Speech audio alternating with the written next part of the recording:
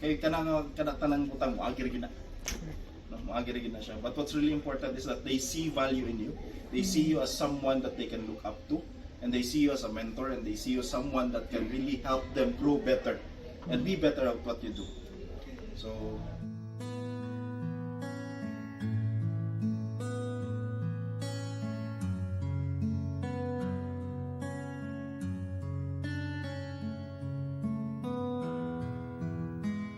unfortunately, mura gamay kaya nga to ang kuan. As what they said, mo balik man tao ka.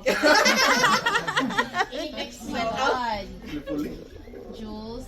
I know, baka ako rin. For the first time? Oh, yes. Wala na ko siya, but ginapasagdan rami niya, mag-away mi. Sumbong mo siya. When I was away for a few months, Kapag yung diba? gibiyaan siya pinakalit, sir. Correct. Dito pinakalit. Ako rin nakalitan. Kamera Ako rin nakalitan. Pero thanks for the ano success. Serious na to. Yeah. Recommendation and this opportunity.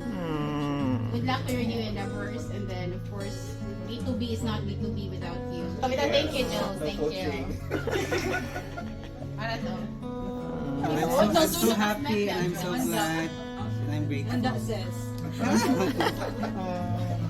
Yeah, thank you for the learnings and the support since we started with the lecture until now siya abot siya sa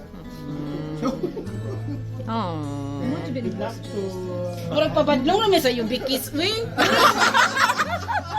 Sa guidance sa... No, seriously, thank you because it's been 15 years no na ako sa Wipro and when you did the interviews ako, it was the most comfortable interviews. I think it's a good start, but everything will not be possible without you. Thank you so much. Yep. So, sir, Thank you. Good luck. No? So you guys, you have to start identifying your own strength and own it. Okay? If there's something that is a flaw, or you think that you're flawed in that certain trait, ayaw dwell on that certain trait. Rather look for someone who has that strength. Partner with them. Partner with them. Okay?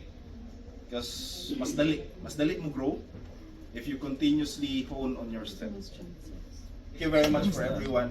Thank you for putting this up. I really appreciate it. You deserve it, Jules. Yes.